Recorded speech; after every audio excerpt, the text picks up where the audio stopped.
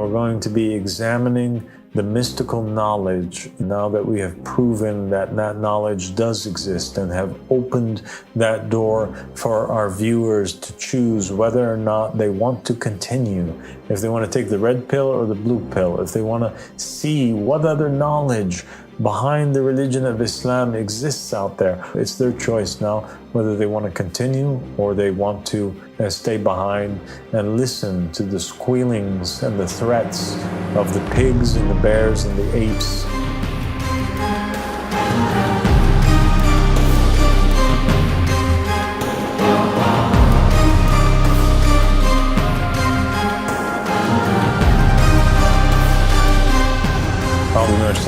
بسم الله الرحمن الرحيم اللهم صل على محمد وآل محمد المهديين وسلم تسليما السلام عليكم ورحمة الله وبركاته. وعليكم السلام ورحمة الله وبركاته, Abu Sadiq. Good to have you, Dr. Thank you so much for having me. Today we want to talk about a really important topic. And it is this topic that is at the center of why Islam broke into so many sects. And it is really the reason why Muslims can't get along. And it's the reason why also a lot of people from the people of the book and people that are non-Muslims don't like to talk to Muslims and they don't want to have anything to do with them. It's part of the reason why. And the reason is because of the mentality of the Muslims and their ability to so quickly and swiftly call another person a disbeliever just because they hold information or knowledge or a belief that they don't share. Right. And really this problem goes back to the origin of Islam, where you have the Prophet Muhammad ﷺ, and he is sent to a nation that is extremely ignorant, a nation of Bedouins and Arabs that are in the middle of the desert. And although there are some Christians and Jews whom are Arabs and living amongst the Arabs and people that are still upon the Abrahamic faith, but the majority of the Arabs are extremely ignorant and they're worshiping idols that are made of sticks and stones and made even some of the companions of the Prophet spoke about how during the times of ignorance, the age of Jahiliyyah, so they themselves admit that they were all living in a period of and a state of total ignorance in which they would build idols made of dates and they would worship it, supplicate it, say, "Oh, great date king, oh, great God of dates, do this and this for me." And then whenever they would get hungry, they would eat their own God or eat the own date idol that they had built. And so the Prophet Muhammad ﷺ, he comes to this nation. Imagine how ignorant they are. And these nomads, these Bedouins, these Arabs, and he has to teach them, not only that God is one and guide them towards the religion of Islam, but also unite them as a people. And we find that for that reason, the majority of the people then came under this Sunni Islam, or this form or sect of Islam that depends upon the narrations that was given to the companions. They decided to take quotes as reliable, or hadiths that were reliable from the Prophet Muhammad ﷺ, based on whether or not it was narrated by multiple sources or it being mutawatir. The more mutawatir it was, the more reliable it was. So they gathered and they compiled narrations and sayings of the Prophet, that many people heard. And they say if many people narrate it, then it must be true because many people testify that they heard it. And it makes sense at the first time that you hear it.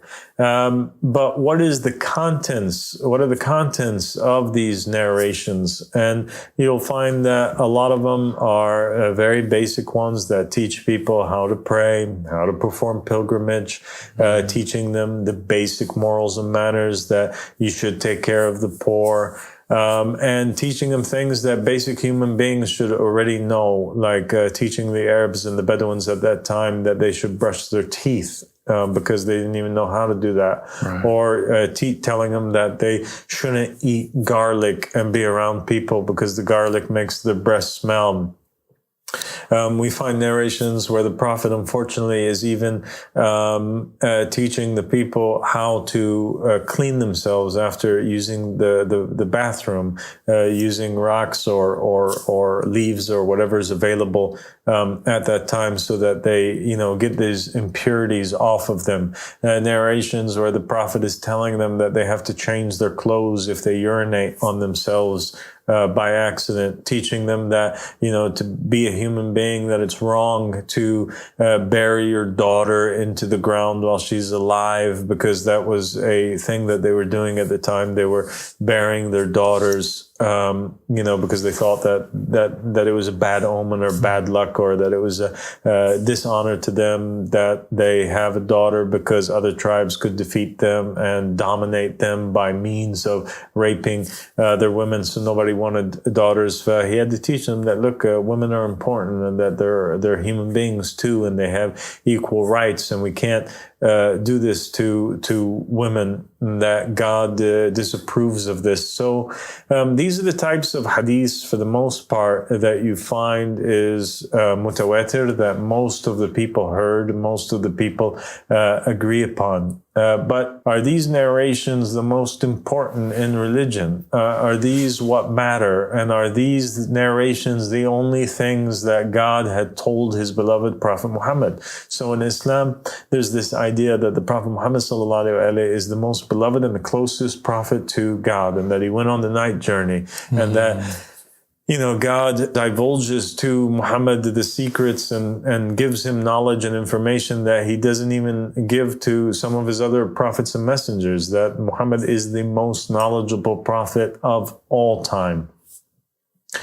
And so where did this knowledge go? Because if you put side by side the hadiths that you find that the majority of Muslims believe, that are in Sahih Bukhari or Sahih Muslim, or these mainstream books, and you put them side by side with some of the words of Jesus Christ in the Bible, you'll find that a lot of what Jesus says is a lot more superior than what the Prophet Muhammad ﷺ is recorded as having said. And they even record in those hadiths narrations that describe the Prophet Muhammad ﷺ having how he, after being with his wife, he would clean his own clothing from the aftermath of the process of being with his wife, or that the Prophet would receive certain gifts from certain people, or would accept, or how he would split up the war booty,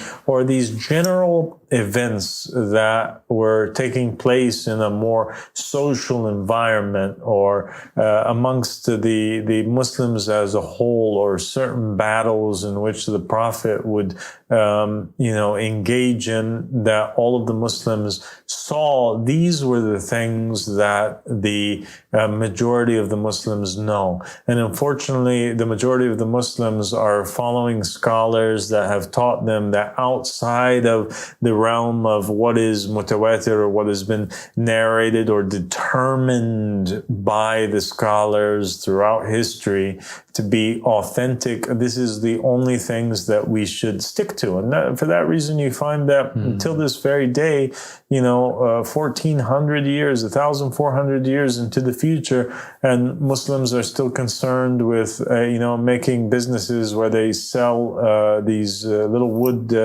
miswaks to brush your teeth, and they're debating on and researching into the benefits of trying to prove that the miswak has more benefits than the modern day toothbrush and toothpaste, and all the meanwhile the whole world is advancing.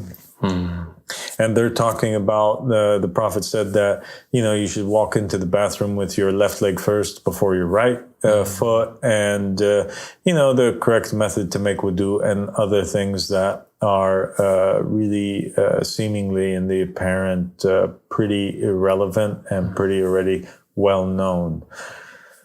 And so there's an absence of this mystical knowledge, or an absence of information that the Muslims do not have access to. Well, in actuality, they do have access to, but they're told not to access it. For the secret hadiths that the Prophet Muhammad ﷺ would have narrated only to his closest companions. And so here's the thing. The question is did the Prophet ﷺ have a secret group of people? Did he have close companions? Did he have best friends? Did he have people that were amongst the Muslims that were more educated, more learned, able to handle more knowledge than the rest of the people, and therefore they were privy to secret information or secret teachings of the Prophet Muhammad sallallahu alaihi wasallam? Is there such a thing? And there seems to be a lot of indications that there is. There is that, and the Prophet Muhammad sallallahu alaihi wasallam, he said to talk to the people in accordance to their level of understanding, or in accordance to their minds or their mental capacity. And so this itself is a proof that an answer that the Prophet would give one person would differ to the answer that he would give another person, depending on their level of faith or their level of consciousness, how smart they were.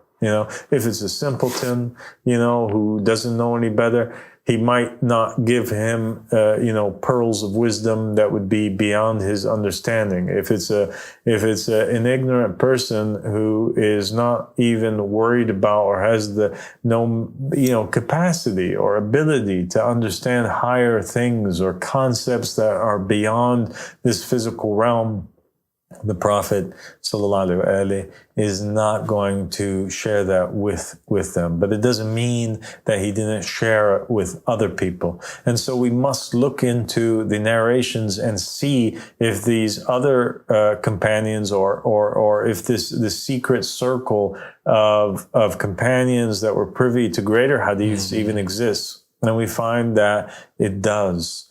Because the Prophet Muhammad sallallahu alaihi wasallam described in hadith that there are levels of faith, the levels that go from level 1 all the way to level 10. And 10 is like the epitome and the completion of faith. And he states that there are certain people that reach the level of 10 in faith. One of them being Salman al-Farisi. We know from the narrations that Miqdad, he reached the 9th level of faith. Abu Dhar reached the 8th level of faith. And we have other narrations that state that the person who is upon the 9th level of faith would look upon the person who is upon the 8th level of faith and say that this person is upon nothing. He would see that all of the knowledge that he has on the 8th level in comparison to what he has is nothing. And the person who's on the 10th, he would look at the person on the 9th as the same way. And each person had to climb through these levels of faith, so when he looks back and he sees what he was upon before, he's like, wow, after knowing this from the Prophet, after grasping this concept, and this aspect of Tawheed or this aspect of the religion, now I know that before I was upon nothing. And so the Muslims, they break down into sects. And this is the reason why. Because there's a sect of people. A hadith from the Ahlul Bayt alayhim salam, it said that the people break down into 3 groups. That's what they are. That's what the Muslims are. 3 groups. One group of people is a divine scholar. And this divine scholar, nobody should mock and nobody should attack because of what it is that he's saying or what it is that he has. Because if Allah subhanahu wa ta'ala chose him to be a custodian for this knowledge, then the rest of the people should not deny. Then the second group are Muslims that are seeking knowledge for their own salvation. So people that are students and follow the hadiths of the Ahlul Bayt alayhim salam, that want to follow the words of the Prophet Muhammad sallallahu alaihi wasallam when he said, seek knowledge even if it were in China. And so they're constantly seeking. They're not just looking in this area. I mean, think about that hadith, seek knowledge even if you were in China. That means like seek knowledge even outside of the Muslim sources, outside of the Arabs, outside of the companions of Rasulullah. There's knowledge to be found in China. Okay? And amongst the non-Arabs and perhaps even amongst the non-Muslims altogether. Right. Okay? So then there's the third group of people, which were described by the Ahlul Bayt as just being savages. And these savages, these are the ones that just they're constantly cursing, they're making grunts, so they're squealing like pigs, and they're making ape sounds, and they're quick to call people disbelievers, and they're quick to deny, and they're quick to call anybody a dajjal, and they're quick to basically say the Quran is with us, that is enough, we don't want to hear anything else. Right. Yeah. So now we have degrees, ranks that go from 1 to 10. We have knowledge that is given to the public, or just really, history, information, hadiths, narrations. So the Prophet is giving advices. And sometimes the Prophet would give certain pieces of knowledge that everybody could handle in his sermons. Oh, people, worship God. Oh, people, don't steal the money of the orphans. Oh, people, do this. So you have this, which is widely narrated. And then you have other stuff that is only given to companions that are on this journey, going from the levels of 1 till 10. So the savages, they're all the way down at level 1. And then you have these seekers of knowledge, and they're anywhere between levels 2 and 10, and they're seeking knowledge. And then you have these completed scholars, these completed knowledgeable people, imams from the Ahlul Bayt alayhim salam, divinely appointed successors of the Prophet and their close companions that have reached the completion of faith. And Salman had reached the 10th, like we said, and Miqdad had reached the 9th, and Abu Dharr had reached the 8th. And Imam Ali alayhi salam said that if Abu Dharr knew what was in the heart of Salman, he would have killed him. And so this hadith in itself shows you, and it's a very famous hadith, that the knowledge that each companion of a level attains would make him out to be or look like a disbeliever in the eyes of the person who has not yet reached his degree of faith. And the Prophet Muhammad had made Abu Dharr and Salman brothers when he paired the people together. So if Abu Dharr, if he knew the reality of Salman's faith, he would have deemed him a disbeliever and sought to kill him. Then what about the rest of the people? Then for sure somebody who is on the first degree, or the savages, if they would have known what Salman believed, they would have killed him. And for that reason, it necessitated that this knowledge that is given to these people be held secret and be kept secret. And for that reason, the Muslim nation split up into two groups initially. A group of people that would just follow the companions and the majority of what the Muslims, were believing in, and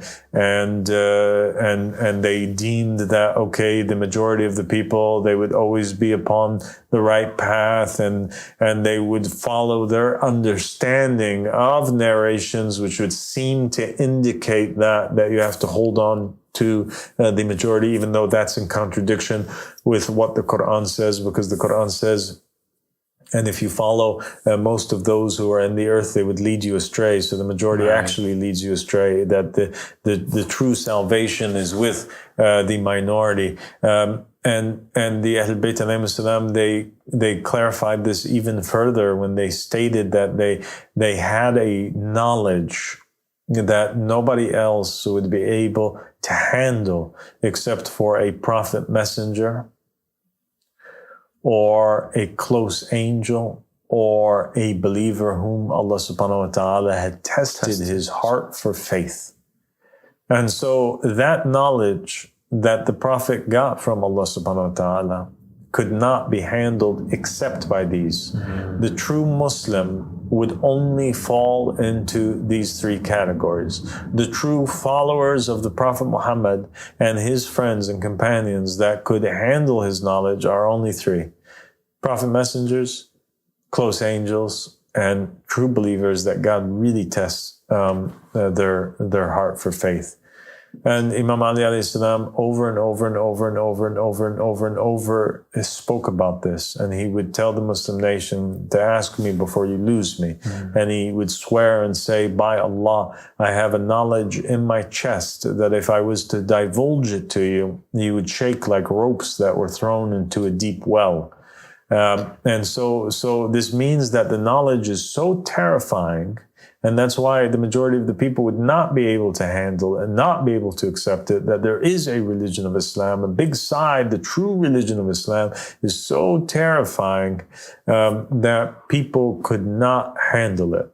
And this matches and goes perfectly with the hadiths that come from Jesus, that we know that also Jesus, the same thing. He had things that he would speak to the majority of the people, and every prophet and messenger, the same thing. There was information that they would tell the public, and it was different than what they would tell their close companions. And that's why Jesus told, he said to the people to seek for the truth, and when you find the truth, you'll be disturbed. And then he says, congratulations to those people. And so when a person finds the truth, he would be disturbed. And Imam Ali alayhi salam, he said that the truth is heavy and it's sour, while falsehood is sweet and nice and pleasing to people.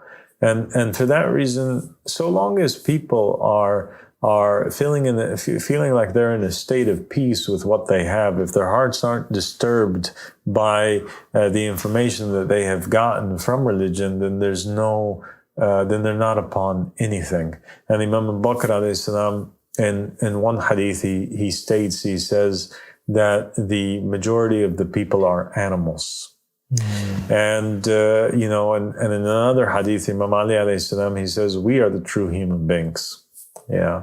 And our Shia are those that resemble human beings. So even those companions of theirs that have reached to the highest of degrees, those are the ones that resemble human beings. And the rest of the people are animals. The rest of the people are apes. The rest of the people are nisnas, while they are a nes.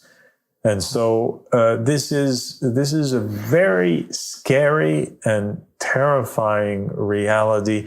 And when the companions of the Ahl Bayt, those who were like Salman, who stuck to the household of the Prophet and learned from them, that's why they broke down into two sects. So then there was a group of people who were the Shia, who would start receiving narrations from the Ahl Bayt alayhim salam that was not narrated by the rest of the companions. And then the rest of the companions and the majority of Muslims, having heard this hadith for the very first time, they would deem those people who were Shia, who had new hadiths, that they never heard before, they would call them disbelievers, and they would seek to oppress them, and they would say that they're enemies of Islam, that are seeking to destroy Islam. And so, knowing now that there is narrations that the close companions and the household of the Prophet Muhammad were narrating from Muhammad that the rest of the Muslims didn't know, it puts the Muslim in a position where they have to ask themselves a question. And the question is, am I going to seek knowledge, even if it were in China, and I don't even have to go to China, I can just go over here to the household of the Prophet who lived with him, who were raised with him, the people that were related to him by blood.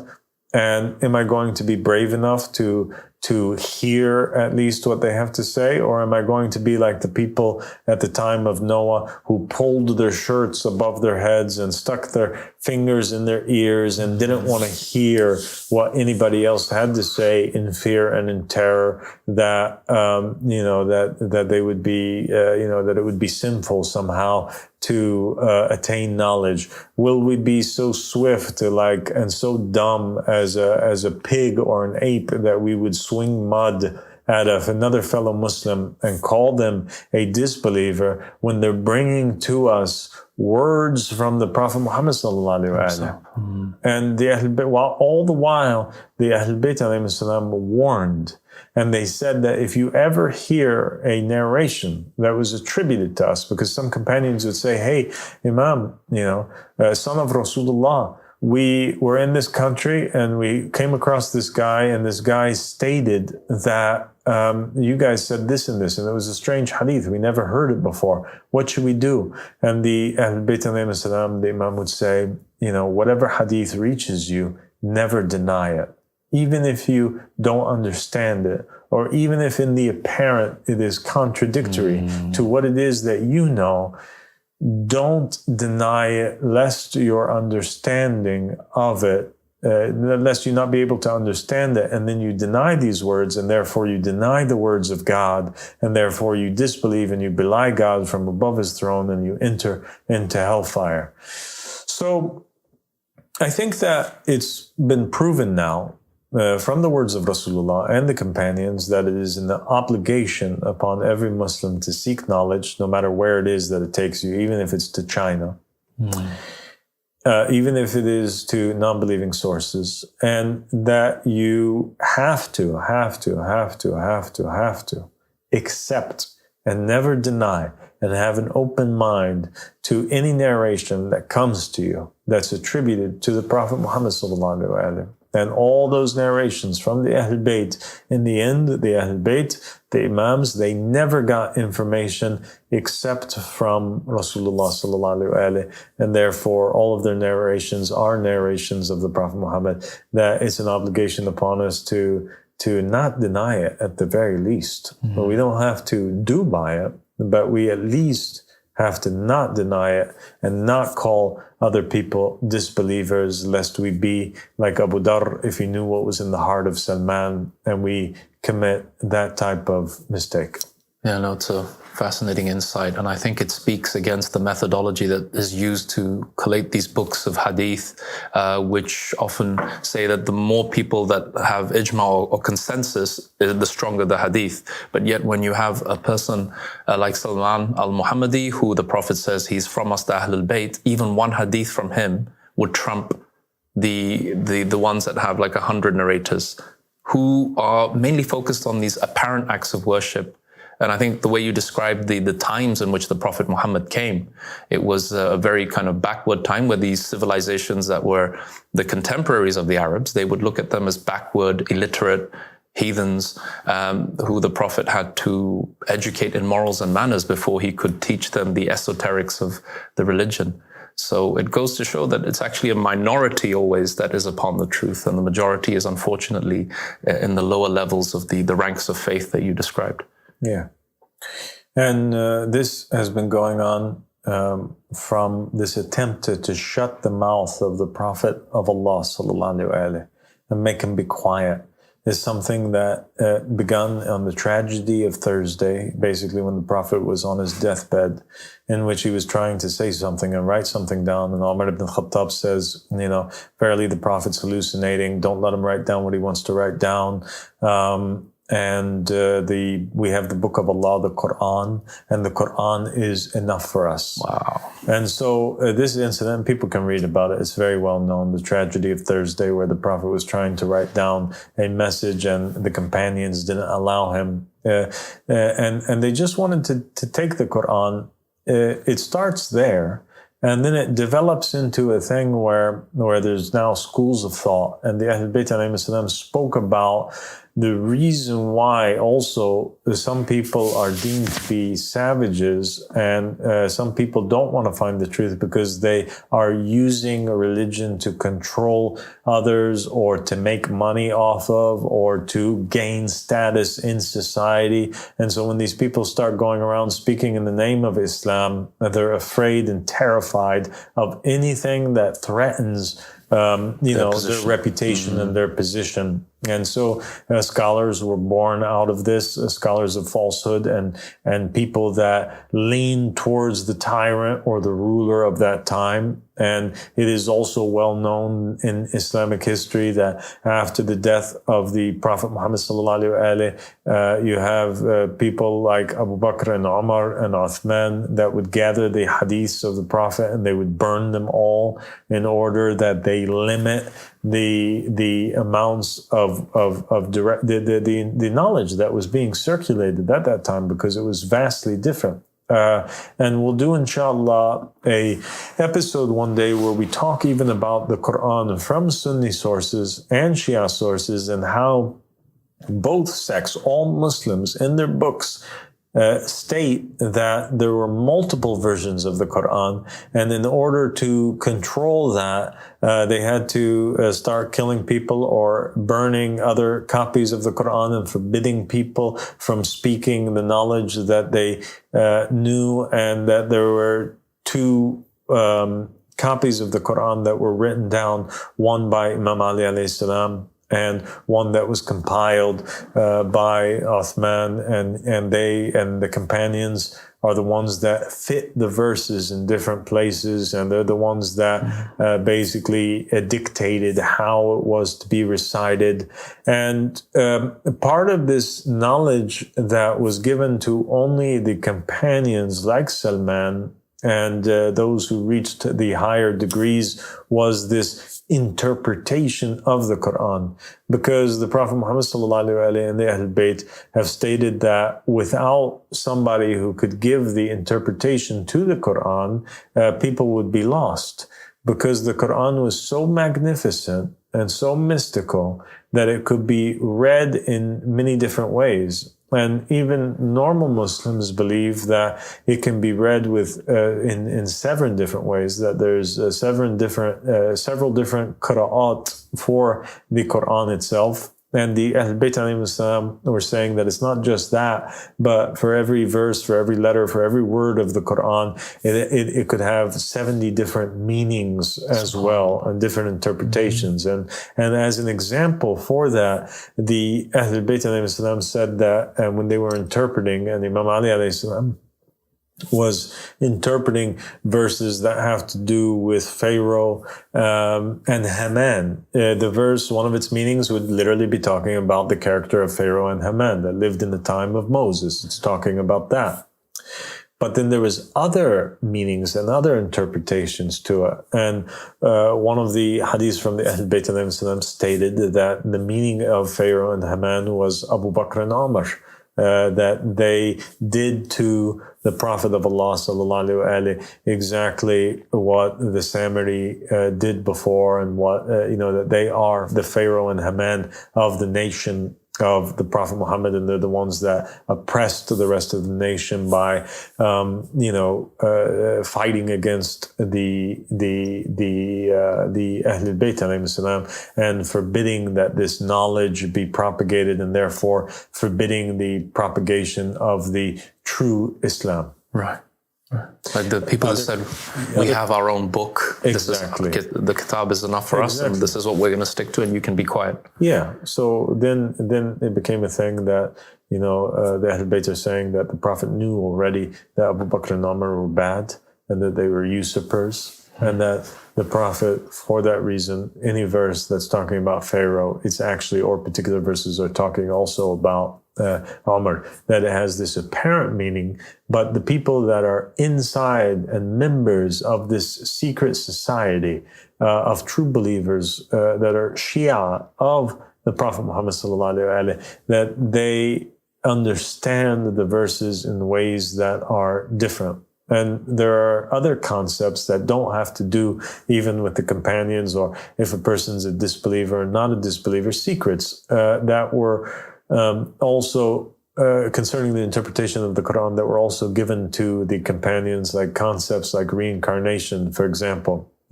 You find that in the hadith of the Ahlul Bayt alayhim salam, where you have Imam Sadiq alayhi salam speaking to Mufaddal ibn Umar, or you have Imam al-Baqir alayhi salam speaking to Jabir al-Jafi, or you have Imam Ali alayhi salam speaking to Salman. They start giving the interpretations of verses. For example, the verse that says, it is as if they are being driven like cattle while they are looking.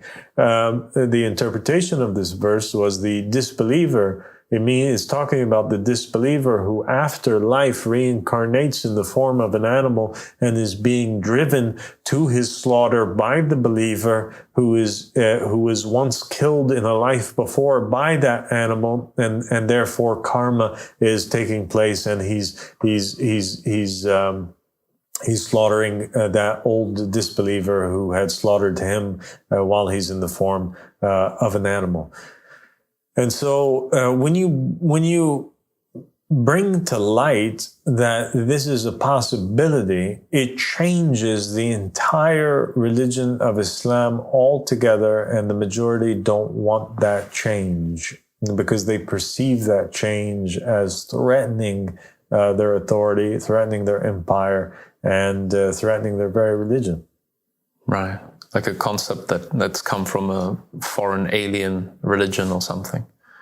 A concept that's come from a foreign alien religion, they just don't want to hear it. So they've taught their followers that anybody who says anything to you other than what we're telling you, you declare them a disbeliever, they're committing shirk, and this is in complete contradiction to the commandment of the Prophet when he said to seek knowledge, even if it was in China. And it's in complete contradiction because, the funny thing is that the source for all of these hadiths that are secret, sacred, mystical hadiths is not just other companions that were existing at the time that had bad reputations, but rather the source for these new interpretations and for that mystical knowledge are people that are related to the Prophet Muhammad, including his very own successor, Imam Ali (s.a.w), and close companions that had reached very high degrees of faith, like Abu Dharr and Salman.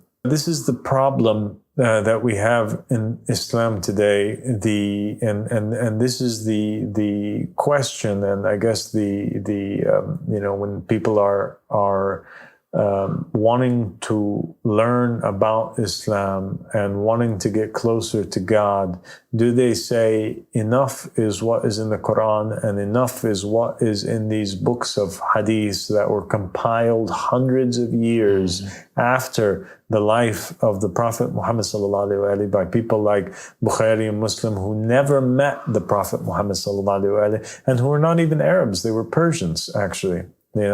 Or are we going to go back to the household of the Prophet Muhammad, or are we at the very least going to be open to anything that comes to us from the Prophet or in the name of the Prophet? Perhaps God guides us towards the truth. Yeah, I think it's a no-brainer that you have, even Sunni Muslims would say Imam Ali is one of the rightly guided caliphs, and yet they don't tend to, or they're very guarded about taking any hadith that has come from him because it is quote-unquote Shia origin, or the Shias have somehow manipulated the hadith. And yet they're okay to take it for people who come 200-300 years afterwards who've collected a bunch of hadith, and then they say, well, this is all we need.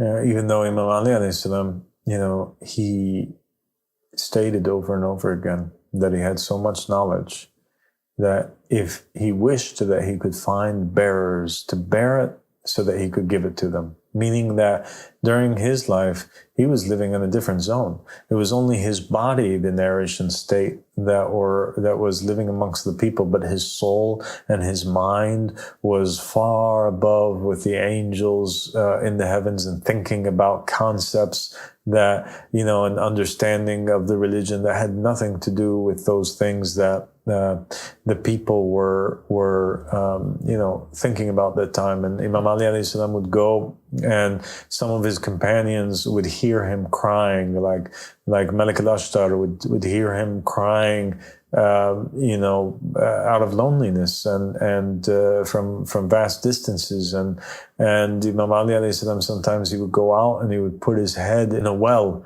and just speak into the well, having conversations with himself about that which he knew. And so the danger of the hadith is a reason why it could have caused the companions to be killed. And there's a plethora of hadiths where the members of the Ahl Bayt alayhim salam commanded for that very reason their companions to not tell anybody and to strongly safeguard these hadiths except from another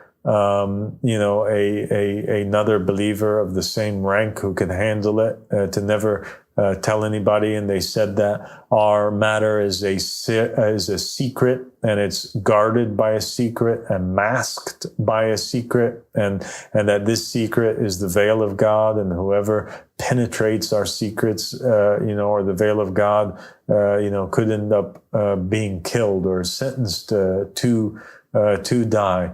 It's this reality that the Muslim nation is struggling with today, and that is trying to grasp with, and from the followers of the Ahl Bayt alayhim salam, they also broke down into sects after that, where people that were privy to secrets at the 8th degree couldn't handle something they heard from the 9th degree, so they start becoming their own thing, and the people that are in the 9th degree become their own thing, and the people that are in the 10th degree become their own thing, until you find that the Muslim nation today is filled with different interpretations and different sects and different understandings of Islam. And you have Muslims that believe that Allah subhanahu wa ta'ala has legs, and Allah subhanahu wa ta'ala has hands, because the Quran said that God has a hand and God has a face and God has legs. And so when you die in the hereafter,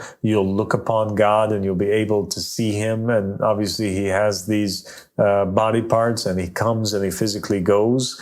And there are other schools of thought and followers of different sects of Islam that believe that the face of God and the hands of God and the feet of God are the proofs and the messengers of God, whereby God faces his people or does his actions. That, what it means by the face of God is the hujjah that God faces creation through. And so the face of God becomes a different interpretation, and its interpretation is a man, a divinely appointed man. If God is to strike with his hand, then it's over here they understand that God is actually hitting with his hand. Over here, they believe that hand is the hujjah. That God's hand whereby he kills somebody is a man, or whereby he sustains somebody is through an angel, that there's a different being that operate as the hands of God, that it's an allegorical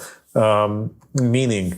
And there was also born out of this sects of Islam, whereby they heard things that were so extremely disturbing to them that they came to wildly different conclusions about the imams, that they were even gods. Like, for example, Abdullah ibn Saba, who ended up declaring publicly in the life of Imam Ali alayhi salam that Imam Ali was the ultimate God, and he started worshiping him. And this is a very famous hadith, and there's other hadiths that talk about this incident from different sects. And so people go from that all the way up to here. Their understandings range in a great way, and there's so this is the problem that we are in today.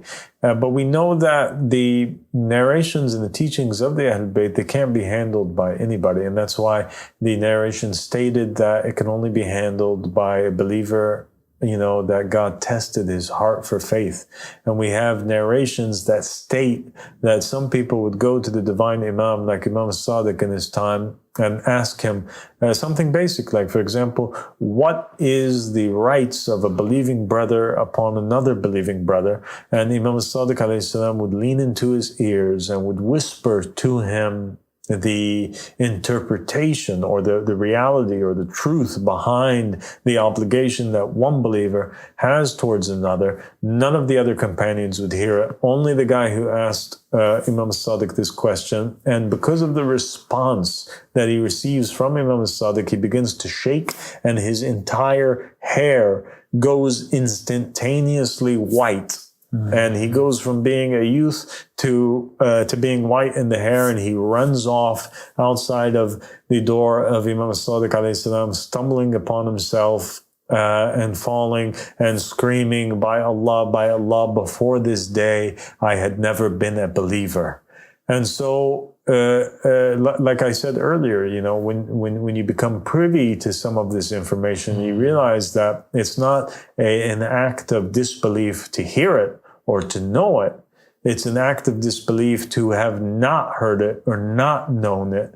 And that this is where the danger lies, in being like the people of Noah, where you put your fingers in your ears or you cover your head with your shirt. Right. It's very telling that the Imam leans in and whispers in his ear, again, keeping that aspect that only few people can handle these very, very heavy secrets that the majority unfortunately cannot, and it's for their own preservation that they shouldn't be privy to this information. And also that likening of the savages, that word, some people might say, oh, that's a bit harsh, but Jesus used the same kind of rhetoric when he said, you don't dangle the pearls in front of the swine. Not dangle, but you don't put necklaces of pearls around the necks of swine, meaning you don't give the true knowledge to those who are unworthy of it. And so there, once again, with this great example that you just mentioned,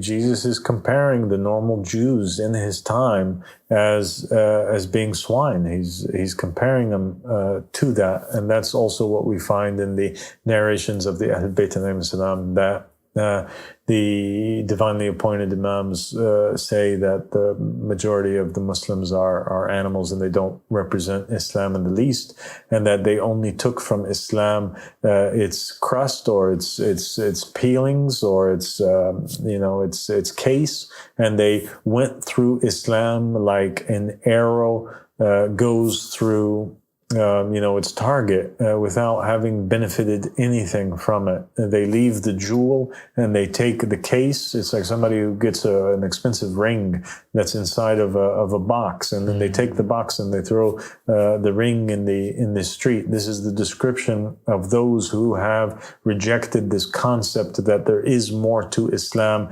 than what are in the narrations. And we have also in the narrations of the Ahlul Bayt, and that's why every Muslim should seek to know this information and be prepared, is because they state very clearly that in the time of the Qa'im brings 27 letters of knowledge. And that from the time of Adam all the way till now, there has only been 2 letters of knowledge that were revealed. And that when he comes, he brings 25 new letters and adds them to the 2 old letters. And so imagine that all what we know from Islam and from the divine religion are 2 out of 27 parts. It's actually 28 parts. There's a 28th letter that is only for Muhammad and the family of Muhammad, and then nobody else could handle. And Imam Ahmad Hassan, he stated that there is knowledge that even if he was to tell the prophets and the messengers, or there's knowledge that even the prophets and the messengers, if they heard of, or even if the mehdis heard it, that they would run away like sheep run away from a wolf. Wow. In fear of their lives. And so during the course of this next period, we are going to be going through all of these different topics, and we're going to be examining the mystical knowledge that was given, now that we have proven that knowledge does exist and have opened that door for our viewers to choose whether or not they want to continue and to see if they want to take the red pill or the blue pill, if they want to see what else the Prophet Muhammad is quoted as having said, what other knowledge behind the religion of Islam exists out there? What could have been so terrifying that people would have killed over other companions and people would have aged instantaneously and ran away from? What would have terrified the prophets and the messengers so much so? It's their choice now, whether they want to continue or they want to stay behind and listen to the squealings and the threats of the pigs and the bears and the apes, that with every hadith that they're unfamiliar with, or every concept that they're unfamiliar with, they're fast to yell out and accuse somebody of being a dajjal or being a non-believer, or to say fear Allah subhanahu wa ta'ala, or to say that it's haram to watch or listen anymore. They're the people that are the advocates of putting your fingers in your ears. They're the people that the Quran describes as being deaf, blind, and dumb, and they never return. They are the companions and the wood for hellfire. They are the deniers of the narrations of Muhammad and the family of Muhammad. Those peoples are the enemies of true Islam and the enemies of God from His throne up above. Thank you so much, Dr. Irfan, for joining me. Thank you very much, Sadiq, for having me today. Assalamu alaikum. Wa alaikum salam.